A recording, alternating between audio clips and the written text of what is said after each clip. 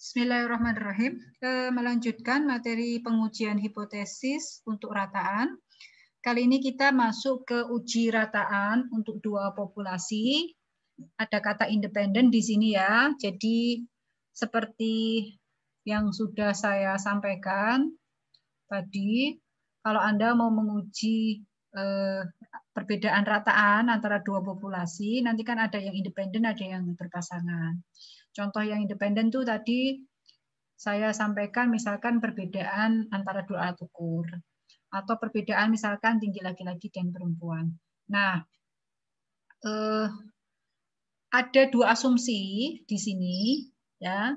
Tapi sebelumnya andaikan kalau variansi populasinya diketahui, jadi sama dengan kasus yang uji rataan satu populasi tadi, maka kita akan menggunakan Z. Ya. Nah, hipotesisnya, apakah nanti daerah kritisnya ini ya, hipotesis alternatifnya itu kurang dari, lebih dari, atau tidak sama dengan. Ingat, kalau dia tidak sama dengan, maka daerah kritisnya nanti ada dua ya, sebelah kiri dan sebelah kanan. Alfanya nanti dibagi dua. Kalau kurang dari, maka hipotesis daerah kritisnya sebelah kiri. Kemudian kalau lebih besar dari, maka daerah kritisnya di sebelah kanan. Nah, adapun untuk statistik ujinya, oke, karena ini variansi diketahui, berarti kalau variansinya diketahui ya tidak ada asumsi seperti ini ya. Tadi kan saya sempat mengatakan di sini ya, uji rataan dua populasi. Ada asumsi pertama variansi 1, populasi 1 diasumsikan sama dengan variansi populasi 2. Kemudian variansi 1 diasumsikan tidak sama. Sebenarnya ada satu lagi di sini, kalau variansi diketahui. Tapi ini jarang, dalam praktikalnya jarang. Dalam praktikalnya nanti kita nggak tahu variansi populasi atau standar deviasinya, nanti kita tahunya dari sampel. Tapi seandainya ini diketahui, berarti baik variansi 1 maupun variansi populasi kedua diketahui, maka rumus yang digunakan adalah ini tadi. Sebentar. Ya, ini rumusnya ya.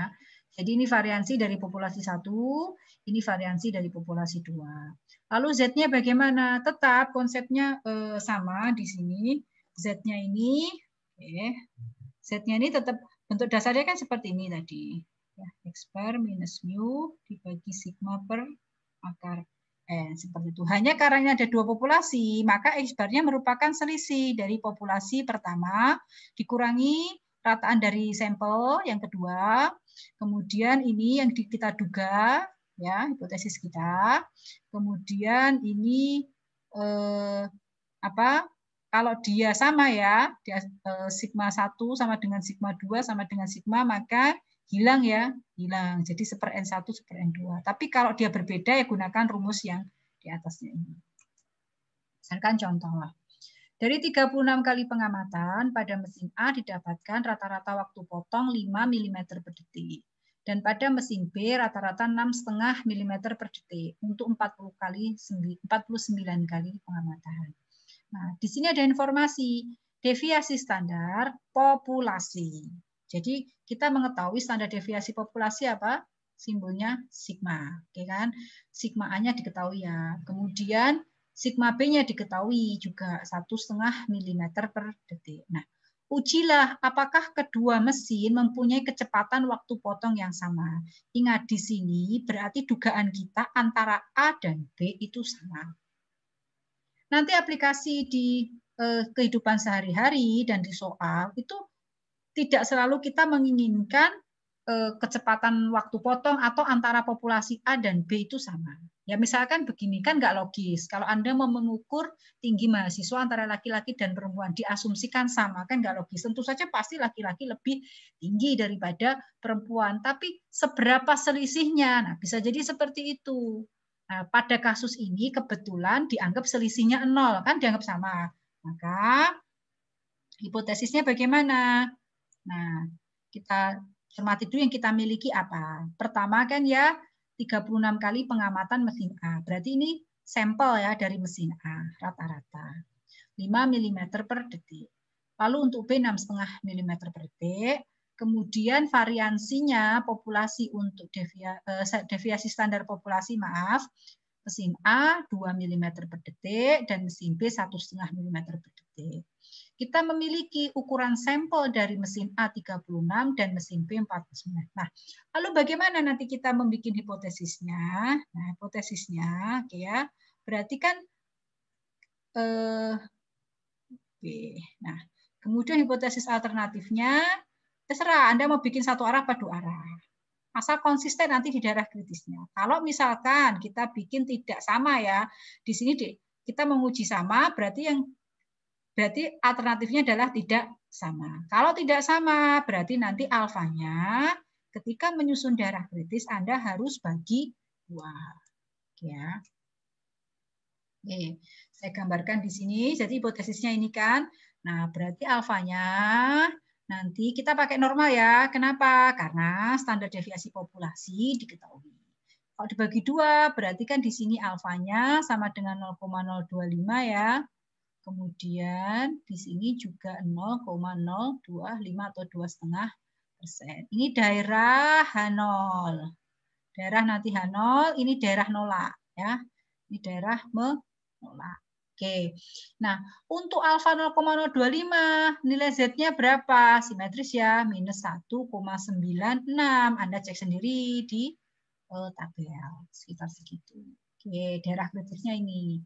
Lalu kita hitung ya, Z hitungnya. Apa tadi Z hitungnya? Karena sigmanya tidak sama, berarti XA minus XB, oke, ya, dikurangi kan dugaan kita sama nih, mu A, mu B dibagi akar ya sigma kuadrat A dibagi NA, sorry ke bawah, ditambah sigma kuadrat B dibagi NB. Nah, Anda hitung ini.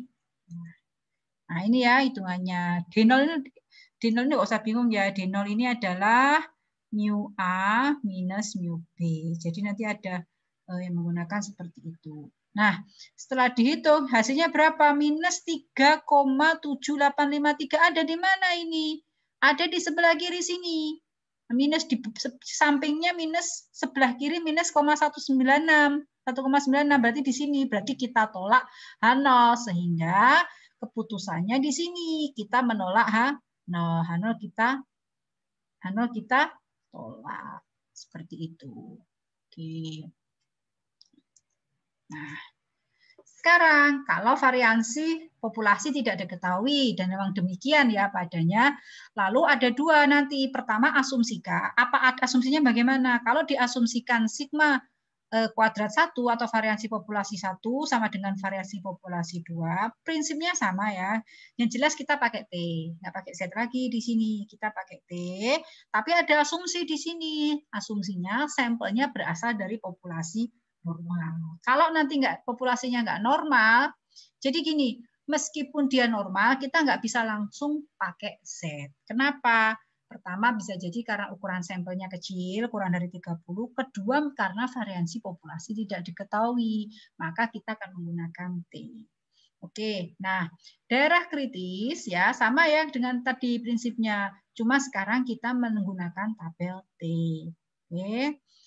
Rumusnya sama, hanya di sini perhatikan kalau variansinya diasumsikan sama antara populasi 1 dan 2, maka kita akan menggunakan ya nanti di sini standar deviasi gabungan. Jadi P ini adalah pool ya, gabungan di pool. Nah, ini salah ini. Ini salah, rumusnya benar begini. T X1 X2, oke, dikurangi D0 ya, dibagi SP, dibagi 1/N1, ditambah 1/N2, seperti itu. Nah, cara mencari standar deviasi pool, ini, Anda tinggal masukkan ke rumusnya. Ini apa ini? Ini adalah variansi, ingat ya, kan kuadrat ya, berarti variansi dari sampel pertama, ini variansi dari sampel kedua. Nanti Anda mencari daerah kritisnya bagaimana ya? Titik T-nya yang berkaitan dengan kritis, Anda carinya nanti jangan lupa dengan T untuk alfa tertentu, cari dengan derajat bebasnya N1 plus N2 dikurangi 2. Oke. Mari. Nah, kalau dia tidak diketahui dan diasumsikan tidak sama, untuk penyusunan daerah kritisnya sama, hanya statistik ujinya berbeda. Ini salah ya. Saya ralat. Nah, harusnya sama tadi. X1 min X2 bar dikurangi DO dibagi akar S1 kuadrat per N1 kuadrat. Akarnya sampai bawah. S2 kuadrat dibagi N2 kuadrat. N2 nggak pakai kuadrat. Oke. Nah, kalau tadi ketika diasumsikan sama, maka kita menggunakan pool ya. Kalau di sini tidak ya, tetap dimasukkan apa adanya, variansi dari sampelnya yang pertama dan kedua, hanya untuk derajat bebasnya. Jadi nanti ketika Anda mencari dari tabel untuk alfa tertentu, kan T itu kan butuh derajat bebas. Nah, derajat bebasnya beda. Kalau yang tadi kan yang diasumsikan sama N1 ditambah N2 dikurangi 2. Nah, kalau ini lebih rumit ya. Nah, Anda nggak perlu menghafal lah. Sudah ada rumusnya, Anda tinggal masukkan ke dalam rumus tersebut. Oke, misal nih, ada contoh. Saya akan berikan contoh. Nah, dari 12 unit bahan GIR jenis A diuji memiliki rata-rata keausan sebesar 85 satuan dan deviasi standar 4 satuan. Nah, ini kan implicitly ya, sudah mengatakan ini ada deviasi standar dari sampel. Bahan tipe B 10 unit rata-rata 80 satuan, deviasi standarnya 5 satuan. Nah, ingat, kemudian apakah rata-rata keausan bahan A lebih besar 2 satuan dari bahan B?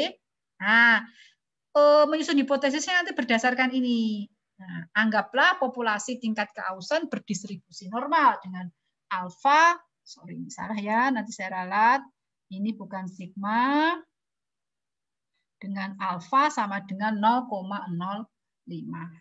Oke ya, dengan alfa 0,05. Nah, di sini sudah ada dugaan angka tertentu antara perbedaan A dan B. Beda tadi kalau dengan kasus yang sebelumnya tadi, ketika variansi populasi diketahui kan sama ya, kecepatan mesin A dan B diasumsikan sama. Berarti sudah ada dugaan nih lebih besar. Berarti H0-nya ya, mu A ya, lebih besar 2 satuan.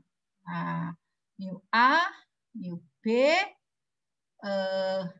apa namanya, sama dengan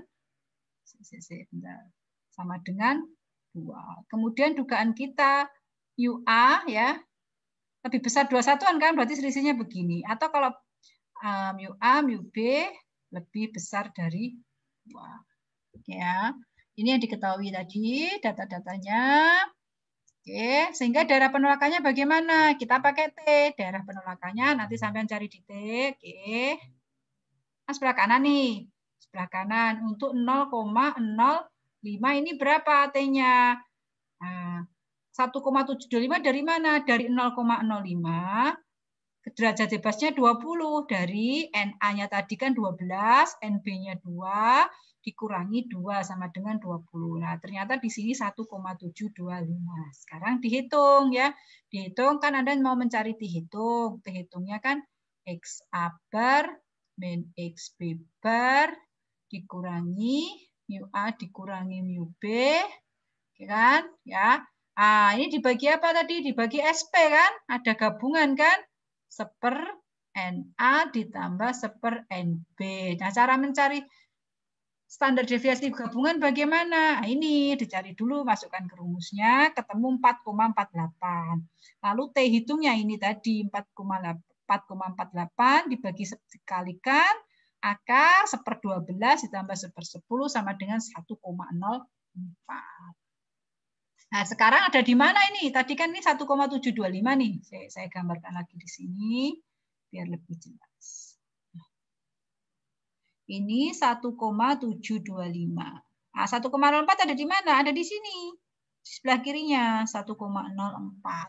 Sehingga ada di daerah H0 ini. Tidak jadi ditolak, tidak bisa ditolak. H0 tidak ditolak, berarti kecepatannya dia ya maksimum 2. Berarti kan ini sama dengan, ini kan Dengan kata lain kan ini maksimum 2 gitu loh, nggak lebih dari 2 seperti itu. Nah, kalau diasumsikan tidak sama ya, hanya tadi apa? Perbedaannya pada derajat bebasnya. Mencari derajat bebasnya. Nah, masukkan saja ke dalam rumusnya, ketemu 17. Kalau tadi berapa? Derajat bebasnya tadi kan N1 plus N2 dikurangi 2 kan? Sama dengan 12 ditambah 10 kurangi 2 sama dengan 20. Nah, di sini sekarang 17. Di sini 20. Adapun rumus T hitungnya, nah, X bar minus XB, oke, dikurangi mu A minus mu B, dibagi apa tadi? S1 kuadrat dibagi N1, A ding, biar konsisten. Di sini SB kuadrat dibagi NB. Ya, masukkan saja ke dalam rumusnya. Ketemu 1,02, tetap saja dia di sebelah kiri daerah penolakannya, karena ini kan 1,740 daerah kritisnya, ya. Kalau digambar seperti ini kan. Oke. Nah, 1,740. Nah, 1,02 di sini juga di sebelah kiri 1,02. Berarti daerah apa ini? Daerahnya H0 ini. Nggak jadi tolak. Nolaknya kan di sini. Oke, 1,74. Oke. Gitu ya. Nah, selanjutnya bagaimana dengan hipotesis rataan dua populasi berpasangan atau PRTS? Tadi sudah saya katakan, kalau tadi kan ada dua populasi, kalau ini tuh sebenarnya satu populasi, hanya seolah-olah seperti dua.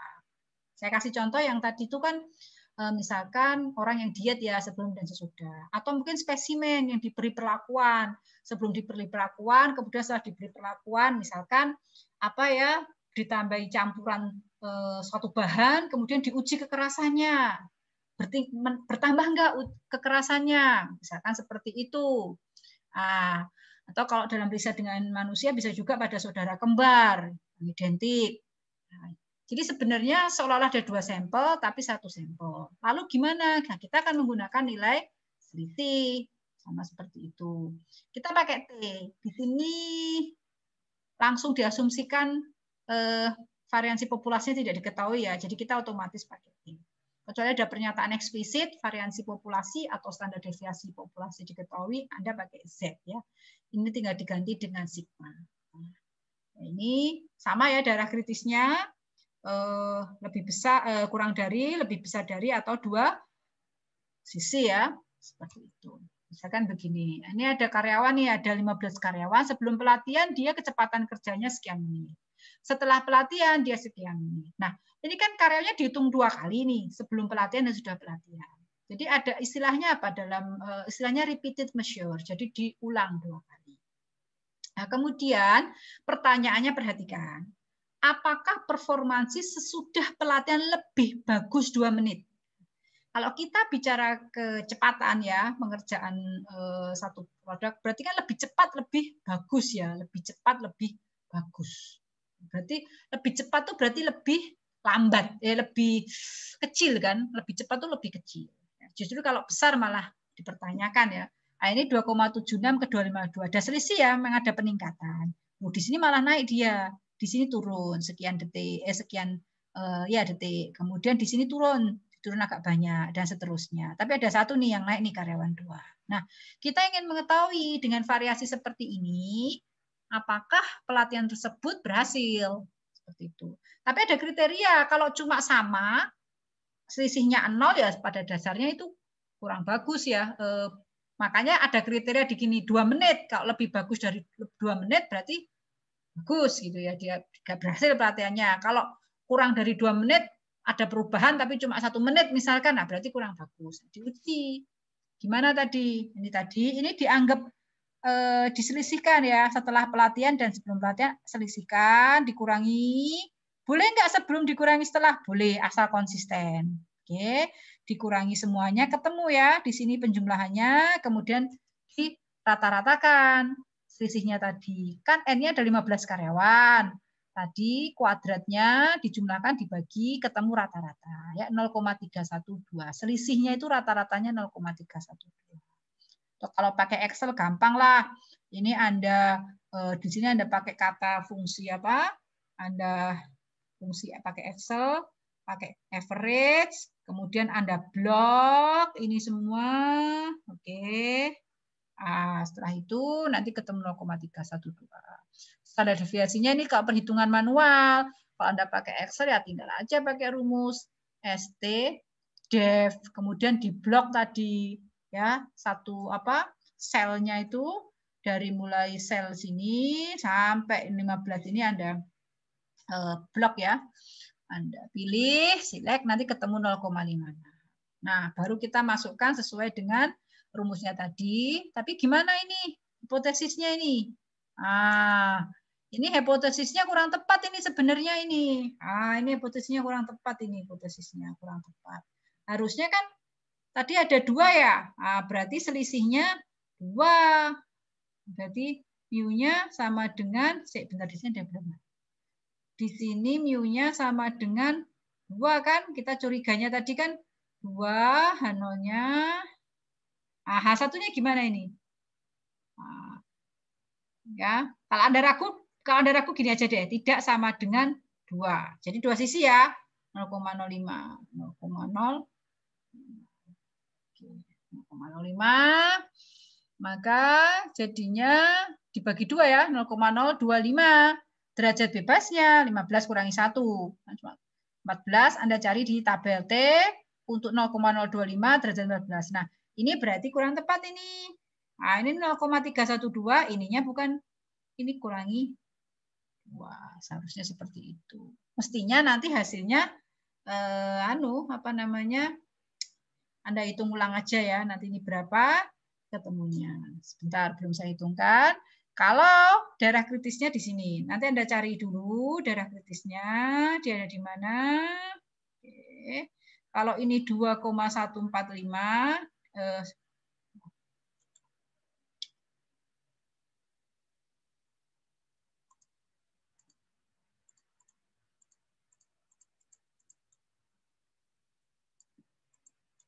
oke, sebentar.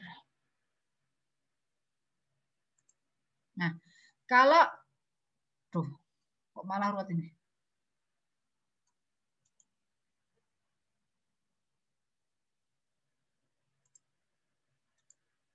Sebentar.